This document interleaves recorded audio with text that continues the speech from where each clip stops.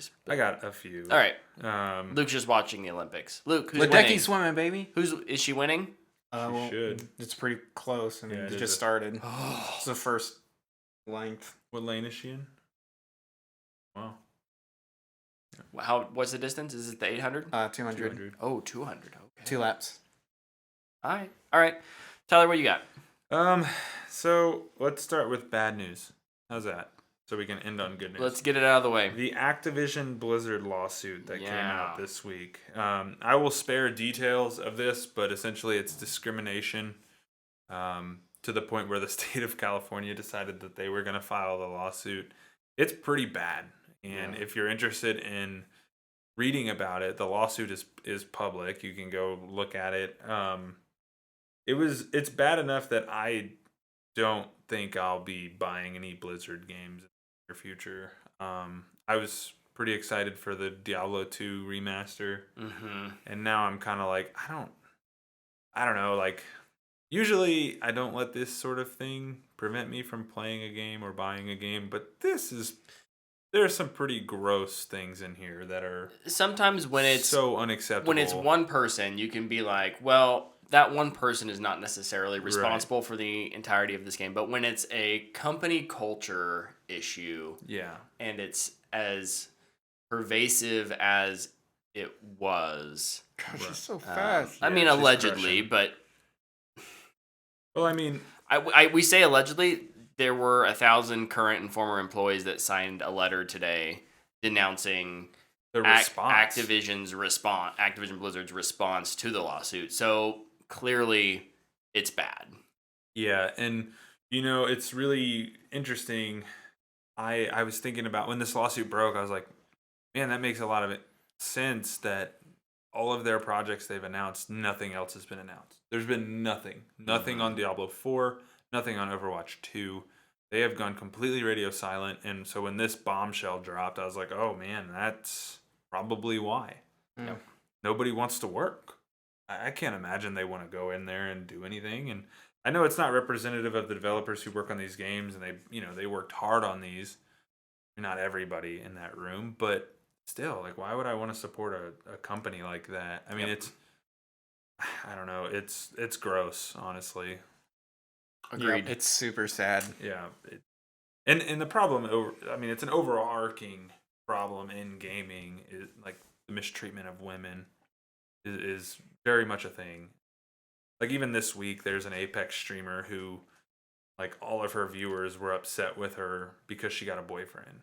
And you're just like, why? Oh, what? People can't have normal lives? Right. What? Like, where's this sense of ownership from? It's just, I don't know. It's gross. I hate it. Agreed. It's a bad story, but if you're interested in it and you want to read the lawsuit, it is public. I think the Call of Duty Intel Twitter account has the link on there if you really want to read it. But it's just be warned, it's pretty rough. There's some messed up stories. It's some of it is like things you would see in a movie.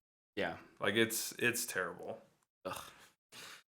So bad news out of the way. Let's go to the good news. Good news coming up. EA, I'll just stay in gaming world. Heck yes. EA put out a couple trailers. EA Play, baby. Battlefield 2042 is getting a mode called Portal. This is dope. This is insane. Yeah. Also, I'm a little worried about my file sizes, but I think it's 64 gigs. Oh, that's it? Mm-hmm. Oh, that's not bad. Yeah.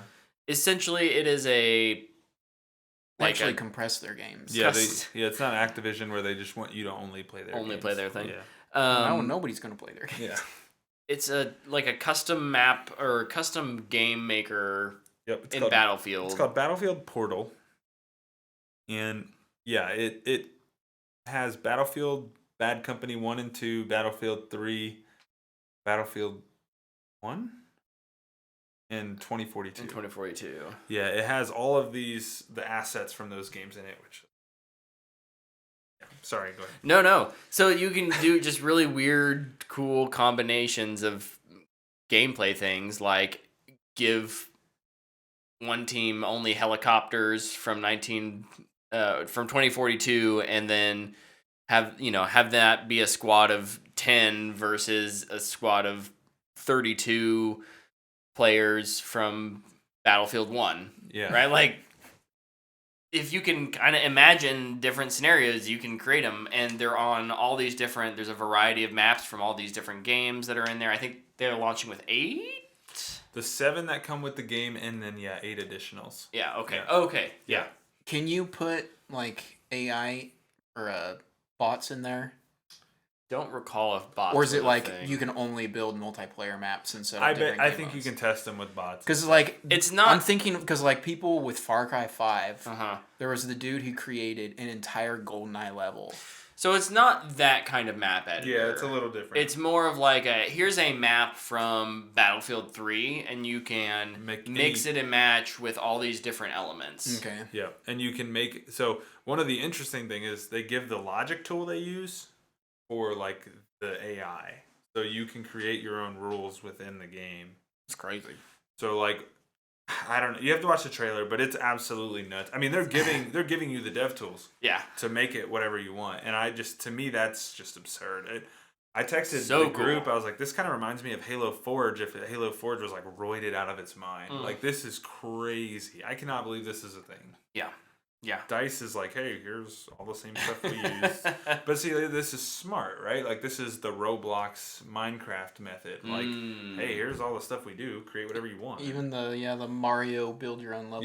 Yeah. The Super Mario Maker. It's the same thing. It's like, yep, whatever you want. Just do it. Battlefield has a long history of kind of, at least on PC, users creating mods, having their own servers, doing crazy things. And so this is, I think, a logical next step for them as a business to say, all right, well, let's make this a feature. The defibrillators versus knives mode is hilarious. Operation Locker. I don't think oh my god, Op Locker's not in it, but yeah, that'd be dope. Yeah, there's one where like one team only plays as robots. Yeah.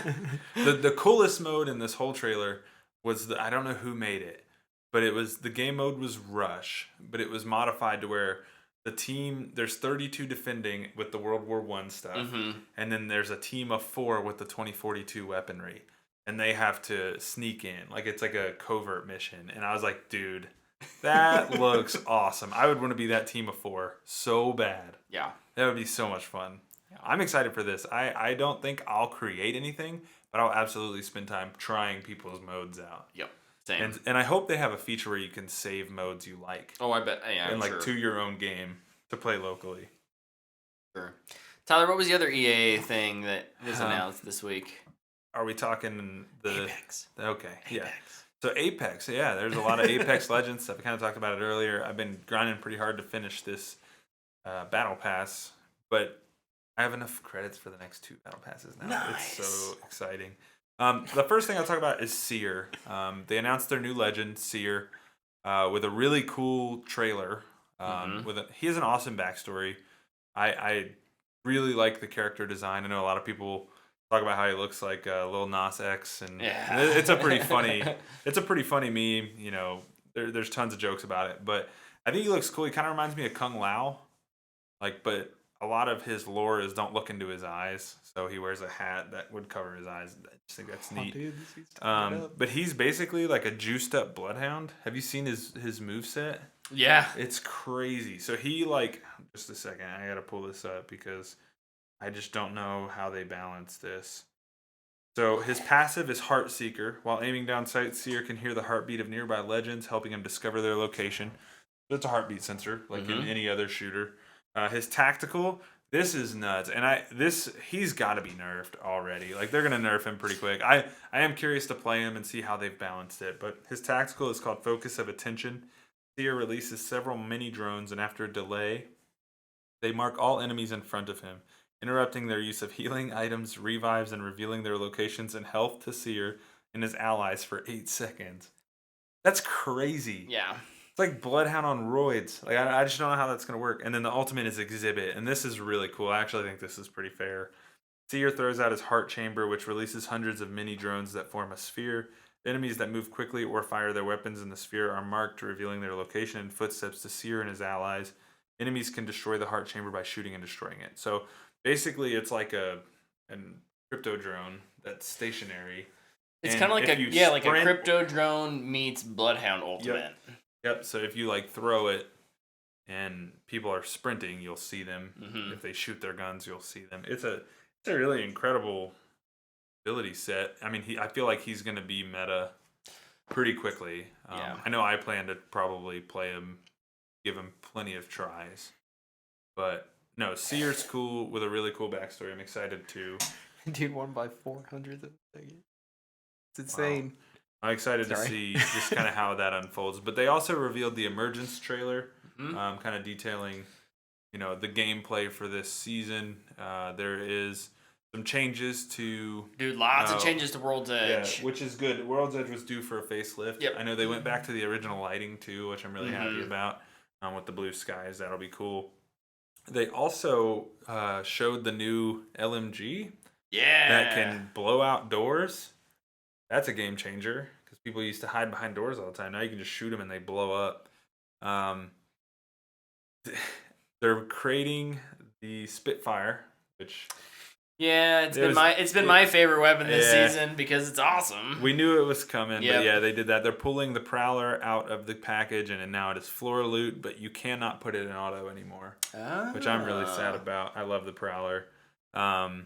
Spitfire goes into the package. The L-Star can now use a barrel stabilizer and an extended energy mag to reduce recoil and cooldown. There's a lot of changes that the alternator's going into the package too. Okay. Which means disruptor rounds are coming back. So it's gonna be wild. I can't wait for the new season. I actually liked this season a lot too. I felt like they kind of leaned in a little too hard, saying that that it was going to be Titanfall heavy.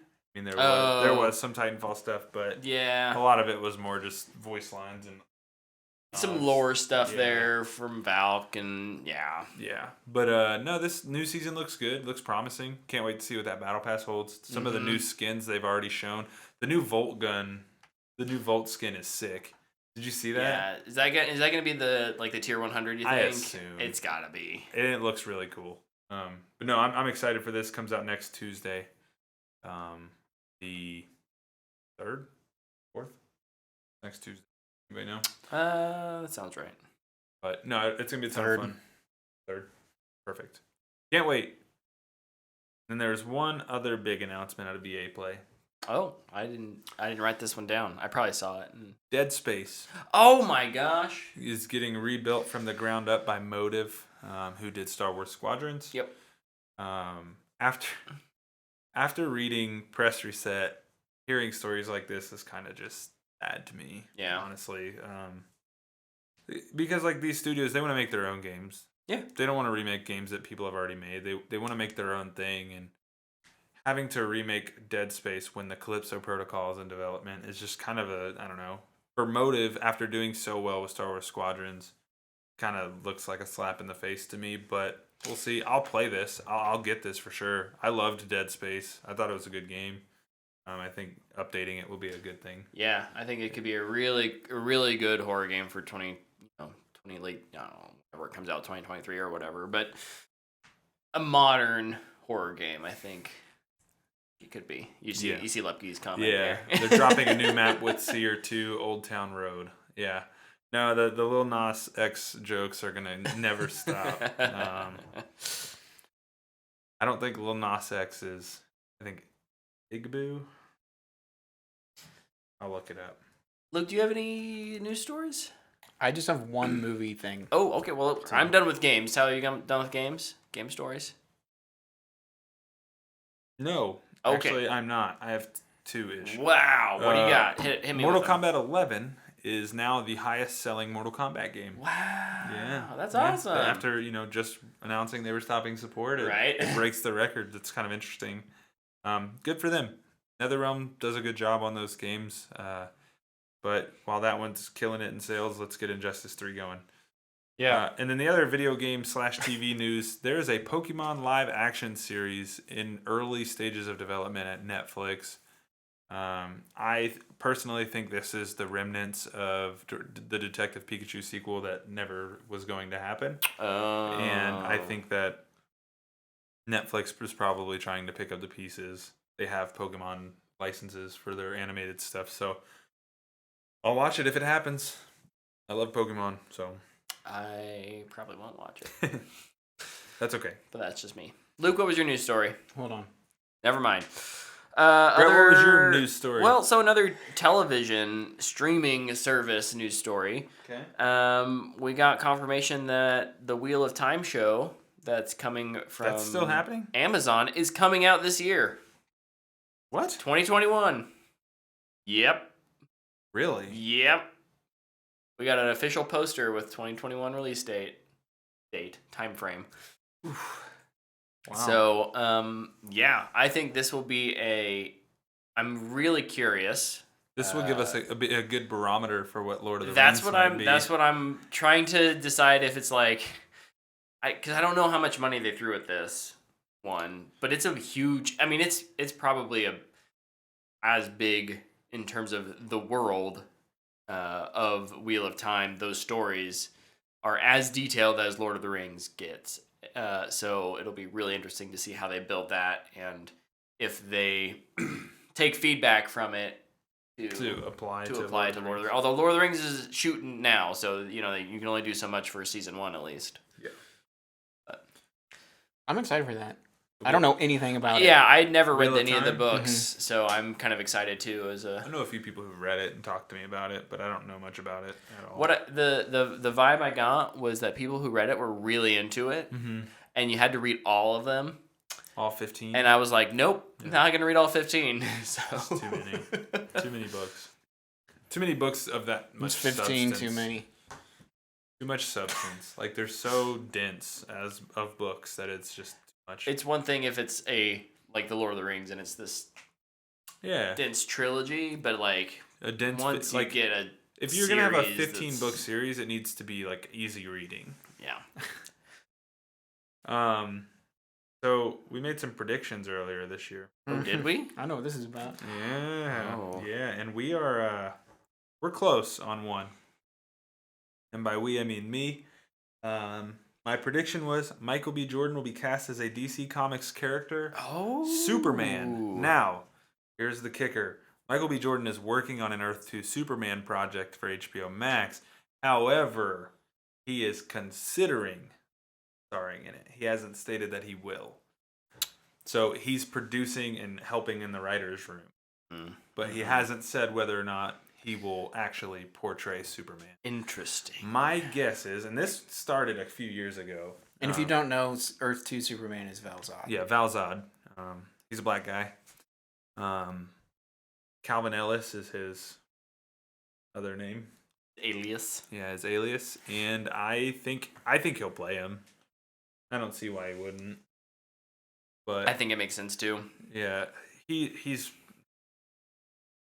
my Emily Blunt, so cast him for whatever you want. I'll watch it. I'm in. But no, I hope I get this one right. This is really exciting for me, being such a huge fan of Michael B. Jordan. And I think he'll knock this out of the park if he plays him. He should do it. He should totally do it. Dude, a Superman Earth 2 Superman series sounds so awesome. I know, right? Especially because like all the possibilities on Earth 2 is you can take so many liberties. Mm-hmm. Yeah, you could do whatever you want, and I just think that'd be so much fun. Plus, there's still a lot to draw from too. Yeah, yep. There's plenty of history there. Mm-hmm. Luke, what was your news story? Mine's also HBO Max related superhero. Yeah. Perfect. Last week we talked about Batgirl, and there was 4 people that were up for it. One of them was casted, and it was Leslie Grace from In the Heights. Yep. Nice. The second of them to go on and get a big role. Yeah, bring this to me now, please. Yeah. I'm super excited for this, especially because I really liked Bad Boys for Life. It was a lot of fun. I liked Birds of Prey, and it's the same writer. And Leslie Grace was freaking great in the Heights. Yep. So this is just ticking a lot of boxes for me. If you had to make one prediction of which Birds of Prey character will be in that movie, who would it be? Black Canary. Good guess. I think it'll be Huntress. Yeah. Huntress in Gotham makes too much. Same with Black Canary. She's from Gotham. She's from Gotham, yes. But she's in Gotham and Boo! in Birds of Prey. That movie takes place in Gotham. Nope, she's leaving. She's leaving. It's Huntress. I think it makes more sense because Journey was on an HBO Max show already. So she has a good relationship there too. Yeah. This is a movie, Gotta right? get that synergy. If it even is in the same universe, who knows what universe this is in? This could be a total separate thing.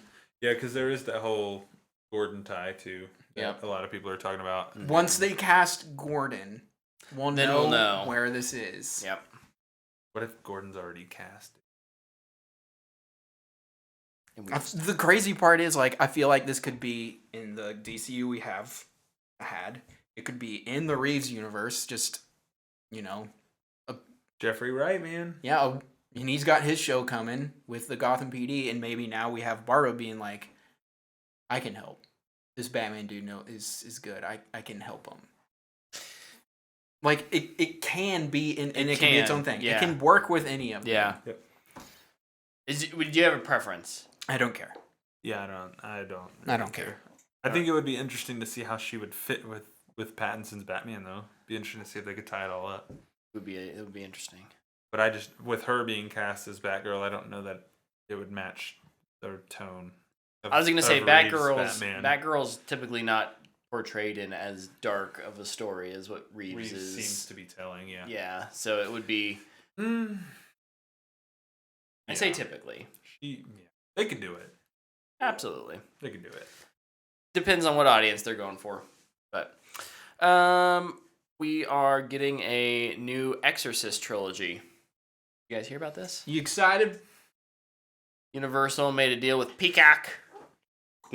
Okay. Time out. Did you guys see the news story? And this is not... Yeah.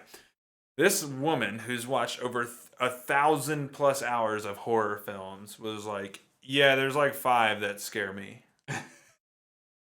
3 of them are Exorcist movies. Like, I'm not kidding when I tell you this. That movie is horrifying. I don't know why we keep doing this. Like, well, we're gonna get 3 more. You big baby, it's not that scary. You want to watch it? Yeah, let's do it. All right. So the first one, starring Leslie Odom Jr. What? They've already casted it? Being directed by David Gordon, is coming out in 2023. What the deuce? David Gordon. Is that the dude who did New Halloween? No. Yeah. That sounds right. David Gordon Green produced the new one. Is it the same guy, though? I'll find out. Oh, he produces Mythic Quest? Oh, here we go. Let's go. In any case, yeah. So they will be obviously theatrical releases followed up by a exclusivity on Peacock. What a weird service for it to go to. Right? But yeah. Sure. More Exorcist. And this first one is supposed to be more or less a reboot. I mean, it's a remaking. Like a reboot remake? Or like a reboot remake. Okay. Yep, it is him, David Gordon Green. Okay. I missed the green, apparently. $400 million? Holy For cow. what? For the trilogy? Yeah. I mean, Netflix paid $400 million for 2 Knives Out movies. That's a good point. Well, Peacock got Knives Out too, apparently. Ugh. Wait, what? Sorry. Oh, no, Netflix got him. Netflix got them. Yeah. Gosh dang it. Did we lose that race? We got third in both. Oh, no. Finals. Bronze medals are... Hideki got third? No, is Reagan Smith is the backstroke. Oh. Darn. And Ryan Murphy. This has been your live update from the Olympics. Yeah. Not that, they're the third best in the world. No, they're pretty I got one more story. Way better than I was at swimming. Tyler, what do you got? Anything else? Ant-Man and the Wasp. Oh, began filming. Quantum Media started filming today. That's right. Let's go. With a really goofy image. Yeah. Really goofy image. But that it's a callback from the first Ant-Man. Right? Second? That was the first. One of them. It's like the little stuffed animal that it's he so gives. ugly. Yeah. I love it. Yeah. Yeah, it's got to be the first. Super fun. Over in comic book land, Tyler, I'm surprised you didn't see this one. Scott Snyder signed a deal with Cosmicology. Comicsology. To co-create 8 new original books. I hate Comicsology. Scott Snyder's good though. They're probably going to be pretty quality books. If you're a comic fan and you have Comicsology, be on the lookout for those. They're going to be good. Yeah. Snyder does some amazing stuff. He gets to do new things. I can only imagine they're going to.